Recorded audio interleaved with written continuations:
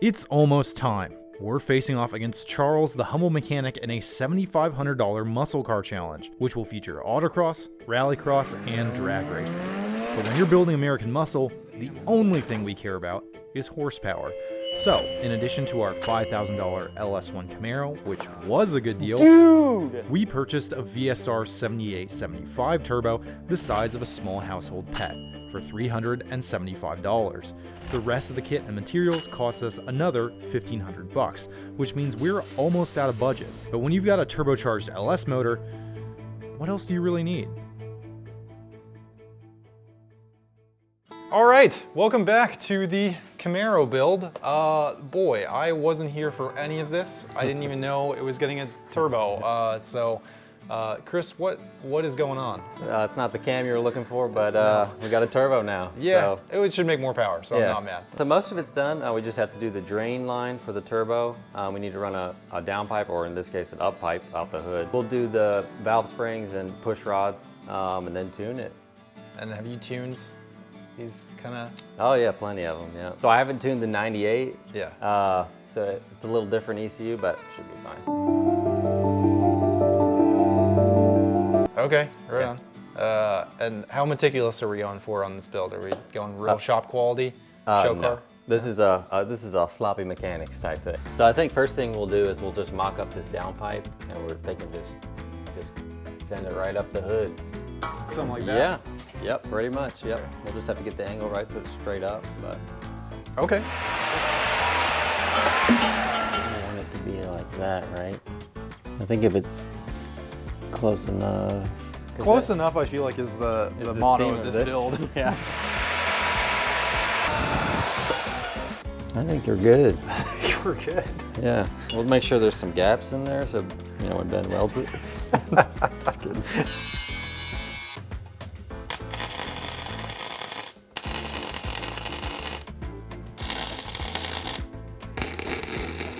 All right, so I think now that this is nice and tacked, we'll cut the hood. We could probably put the wideband kind of like here, somewhere in the flow. So you want to just check and see like what the fitment is on the hood now? Yeah. While it's tacked? Okay. And we're good. And we're good. Okay, so what if we use the fender and the hood? And we can like pick it up.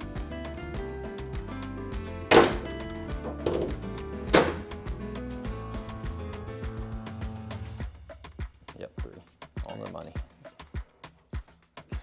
Honestly.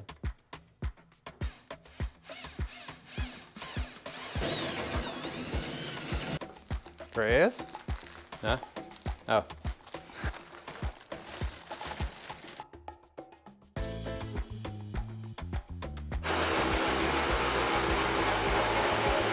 I think you're doing it backwards. Am I wrong? Yeah, there you go. It's like, it's like, man, something doesn't seem right. All right, first layer gone. Hey.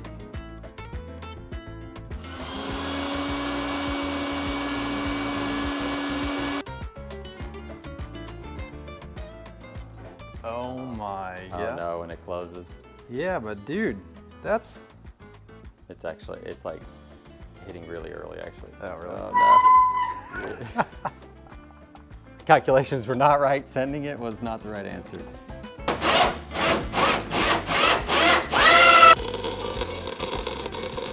Look at the beauty. Look at that, just melted. Dimes, dude. Dimes. It's just one big dime that was melted on it. The dime that somebody set on a train track. Yeah, yep. We'll just adjust it a little bit. We're clear, at least. So we're gonna do push rods and springs so the boost doesn't overcome the stock spring. So we have to pull the valve covers and pull the rockers off, and then we'll use a tool to basically compress the spring. Oh, it'll be easy. It'll be 15, no, it'll probably be an hour. I mean, she's seen better days. A little sludgy, but I've seen worse.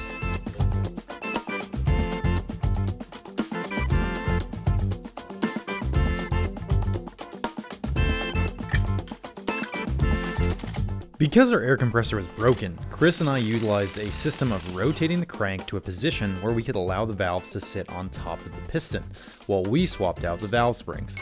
Although a bit tedious, it was reassuring to know there was no chance of dropping a valve.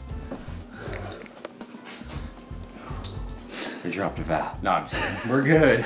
They're all done. It only took about, what, 7 minutes? 8 minutes? Definitely just as fast as we thought initially. I think our next thing would be probably do the spark plugs and spark plug wires. That way we can get everything closed up on the engine. And Do we have the spark plugs yet?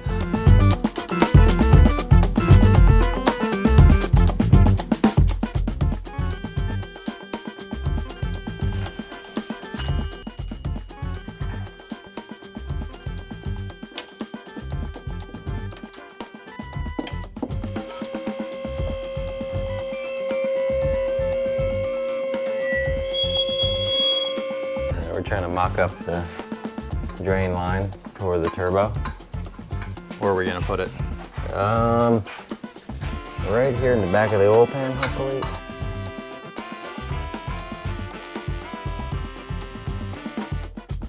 We're gonna have to take the turbo off, the exhaust piping off, and then we'll have a right angle drill attachment to drill in there. So we're gonna use a little bit of grease to catch any shavings, but anything that gets in there, we're gonna drain the oil and then run a couple quarts through, kind of clean it out. She should be good.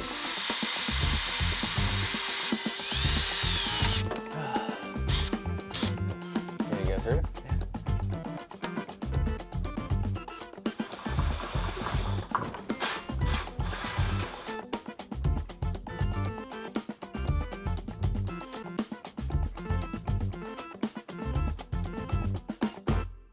What do you see in that oil, Christopher? Looks clean. The grease must have caught all the shavings. Or it's just not coming out.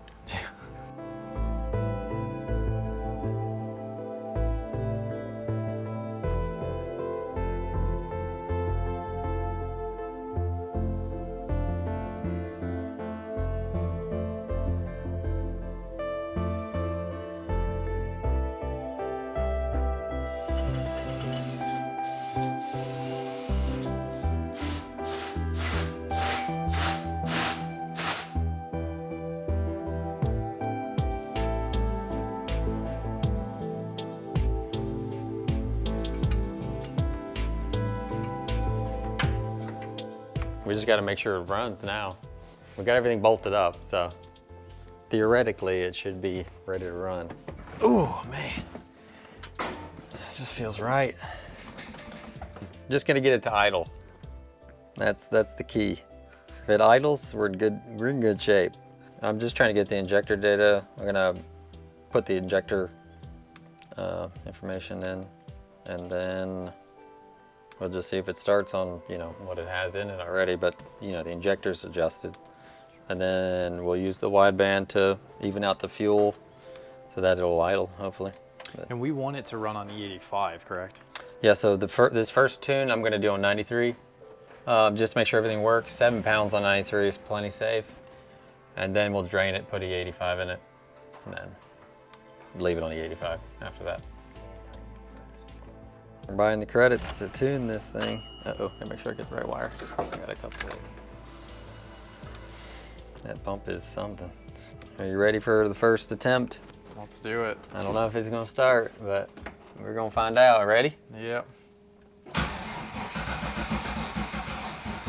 Uh-oh. Oh, Battery. more battery. Yeah. Okay, I just got my Die Hard out of my truck. I just pulled it out of the truck. So let me go grab jumper cables and we can just jump it.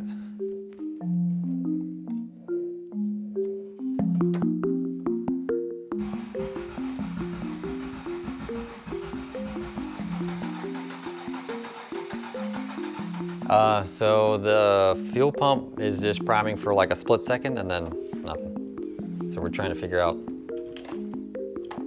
how to fix that. Grounds are there. So we're trying to jump the pump, and he's gonna try to start it to see if it'll even try to start, or if it's maybe the PCM's messed up, or. Unfortunately, as we went down the list of potential issues and Googled around on the internet, it became more and more apparent that what we'd experienced was an extremely common failure. So it seems that the 98 PCMs are not very good, and we think ours is bricked. So we're gonna have to repin the harness and get a newer style PCM and try again.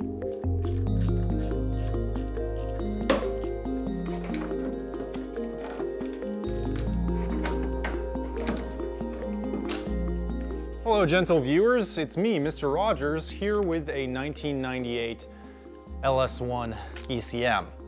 These are notorious for bricking, basically becoming unusable, just a 1990s Terminator looking piece of garbage. They're also not very powerful when it comes to doing engine management on something that has an engine swap or a big turbo. So this is not really the ECM we wanted to be using anyways. Luckily we have another solution. This is a 99 to 2002 0411, that's the code right there, ECM. These came on all of the newer Camaros, also the Corvettes, also so many other vehicles that Chevrolet was making or GM was making from 99 to 02. Extremely common. This is out of a Silverado that Chris just had this whole harness laying around. We don't need the harness, we just need the ECM and these connectors. Basically our project today is going to be rewiring, just depinning those connectors on our OEM harness and connecting them to these connectors, pinning them into these connectors so that we can use this ECM and just plug this guy in. Pretty straightforward, actually a pretty easy process, just tedious. We're gonna be looking at guides, myself and my buddy David, and hopefully in a couple hours we can get this knocked out and get the car ready to run and not be delayed too much more than we already have been. As far as cost, these 1998, 97 older style ECMs, because they are so fragile and because they are always bricking or breaking for some reason, are like $600. Whereas these 0411s, since they were in a million different cars and because they're much more resilient, are peanuts by comparison.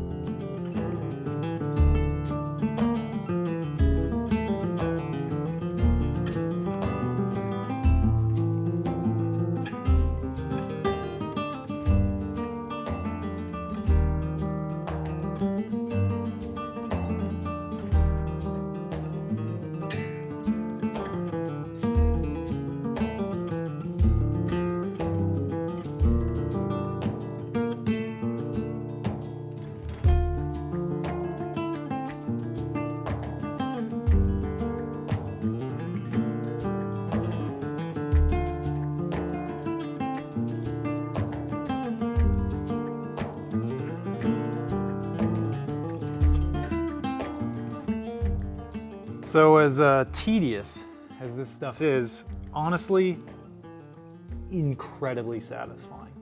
So satisfying to click, you know, find the right number, click, check it off.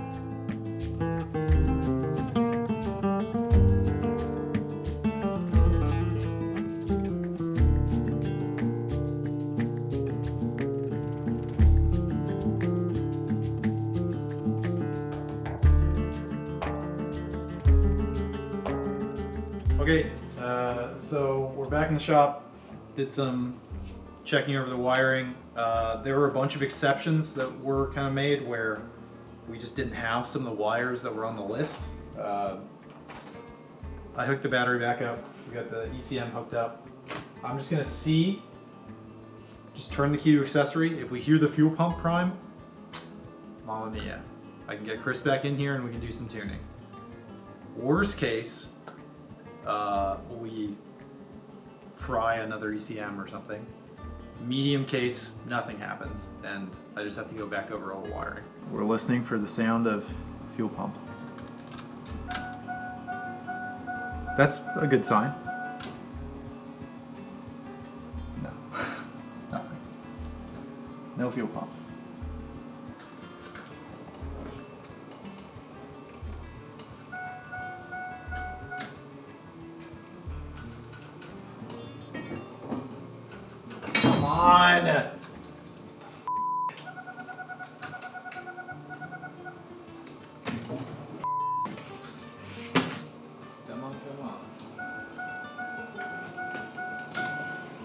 Yes! Yes! All right, so amongst other things, I just grabbed at Advance a fresh Die Hard, and that's about the rest of the budget for the Camaro. So now hopefully with proper voltage, we can actually not brick ECUs and tune. Let's give her a shot. All right, so we've got this heat reflective tape, and we're gonna put it right around that just to kind of clean that up and also try and actually keep the hood from totally melting.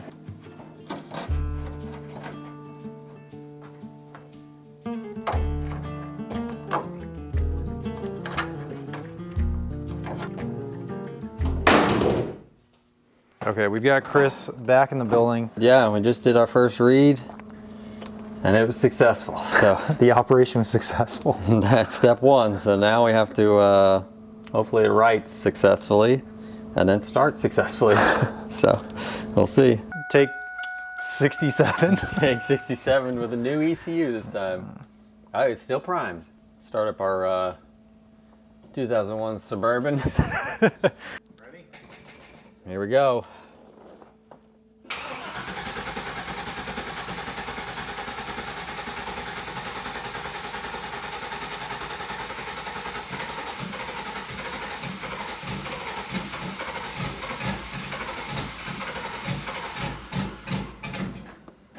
We're getting something.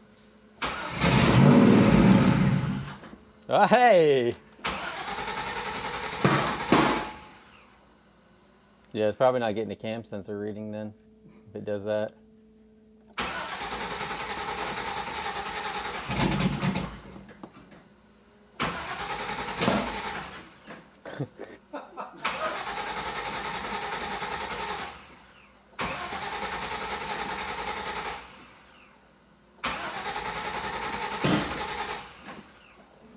The turbo's spooling. Is it? Yeah. Beautiful. It looks like a tractor too. The little smokestack. Yeah. Oh.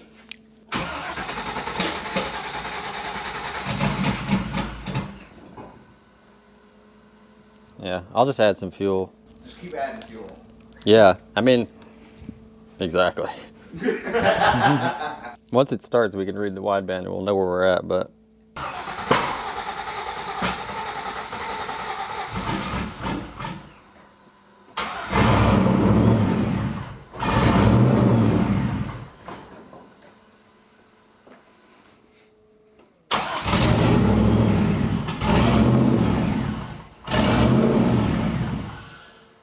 Yep, just needs more fuel.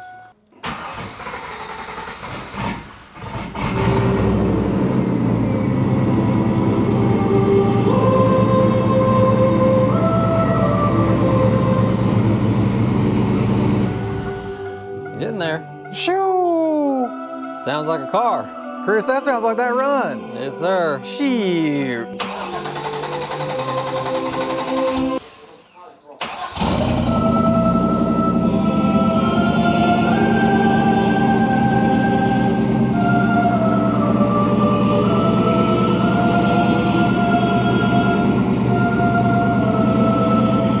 Chris, it hasn't dropped a valve. Knock on wood. Hey, I know, right? I guess we did that part right. Yeah.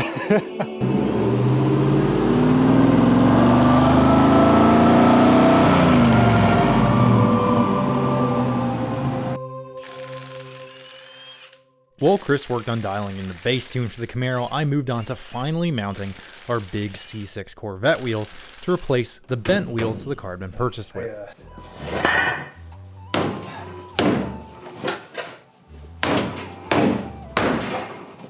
Unfortunately, the Camaro had the most dramatically seized rear wheels of any car I've ever worked on.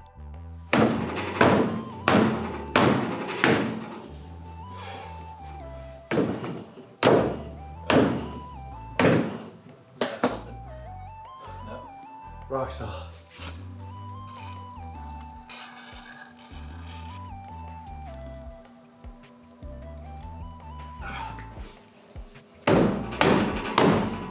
Wow, magic. Work. Yeah. PB Blaster, baby. Available at Advanced Auto. in order to make the Corvette wheels fit with the fitment and width issues, Chris has brought over some of the beefiest spacers I've ever seen in my life. These are like 1.5 inches thick.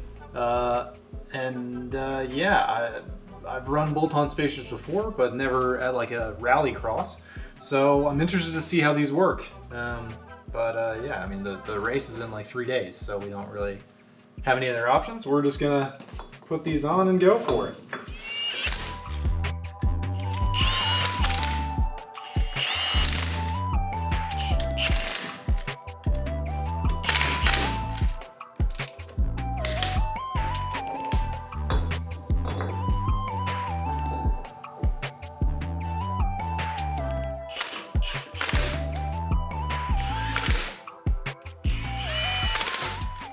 With the base tune set and the new wheels on, I had a few things to do before our test drive.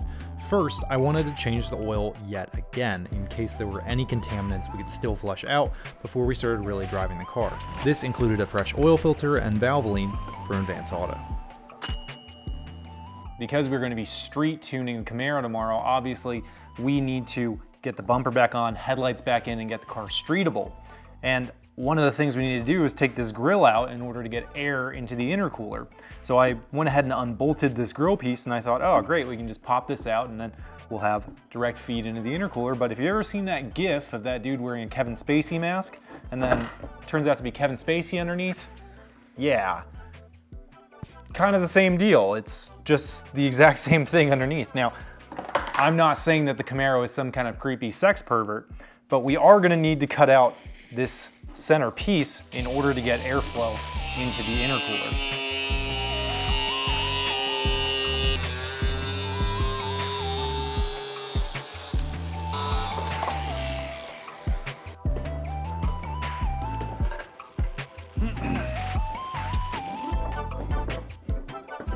So we've got kind of an interesting effect going here. The scoop on the front bumper is actually channeling air directly up into the intercooler, which is a good thing. It is, however, blocking off half the intercooler, so I think we're gonna have to trim this piece down here.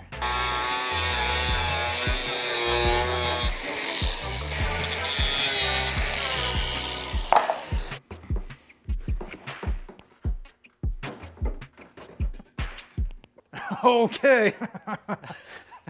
Check out the fitment on this thing. Corvette wheels in the back. OEM wheels in the front. 16s, 19s. We've got the rake. And then, Chris, I believe you did something as far as the tune for the idle that you would like to show the audience? Yeah, we got to check it out. Okay. All yeah, right. we weren't able to actually afford a cam to put into the car, right? But yep. We've got the next best thing. Yeah. It's called the Ghost Cam. The Ghost Cam.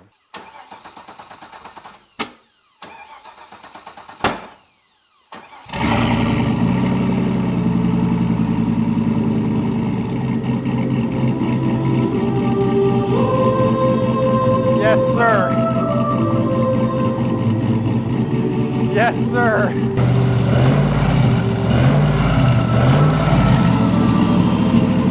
Yes, sir.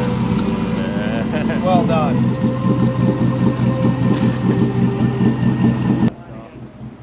We just put the T-tops on because we don't want to get very, very cold when we go and test drive this thing. It's still January, so yeah, but otherwise, let me see.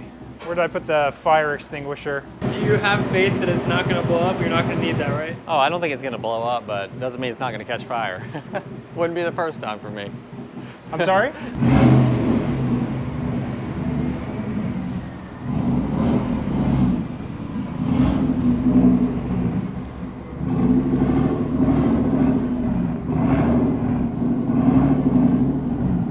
My initial thoughts are the same as with any like fresh build. I'm just really nervous.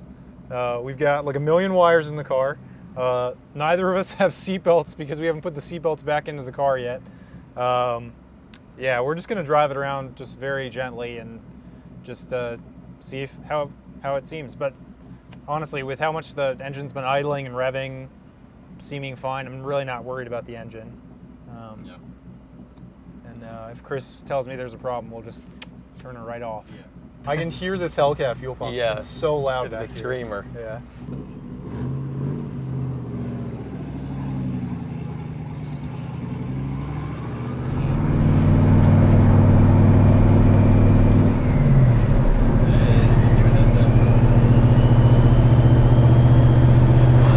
Can I roll the windows up?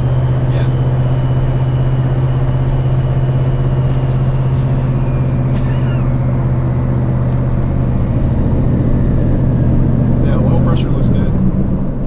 So today we had a very successful test drive. The car drove flawlessly with the exception of one brake caliper that was touching the inside of a wheel,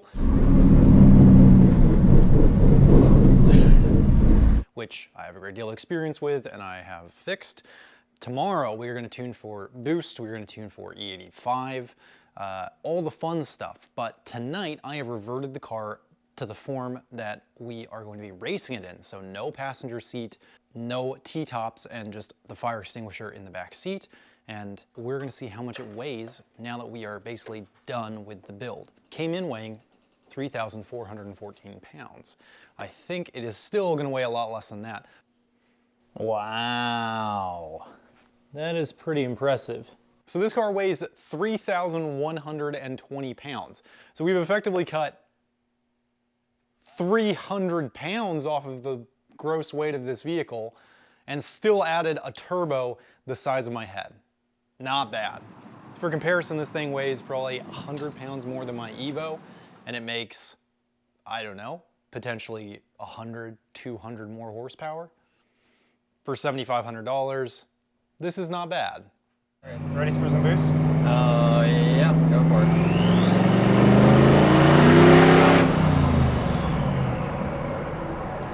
Didn't knock at all. It just went, started going lean. Yeah.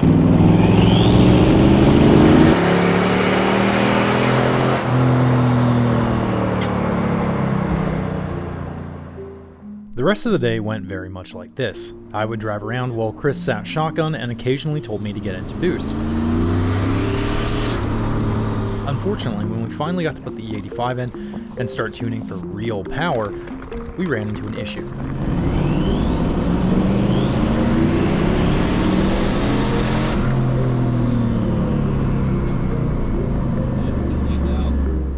The car wasn't getting enough fuel. She runs pretty good, except now we're making so much power, she's running out of fuel. So we'll probably have some sort of issue with the fuel pump or something around there. I mean, the pump's good, so I think maybe a line is leaking, or I don't know, we're gonna have to dig into it though. But despite our best efforts, we couldn't find anything mechanically wrong with the car that would prevent fuel from getting to the injectors. Also, this issue is mostly an issue with E85 because you need so much E85 compared to pump gas, or 93 I should say. So we are trying to figure out E85, but worst case we can't, and we will just have to run 93 octane, but we'll see.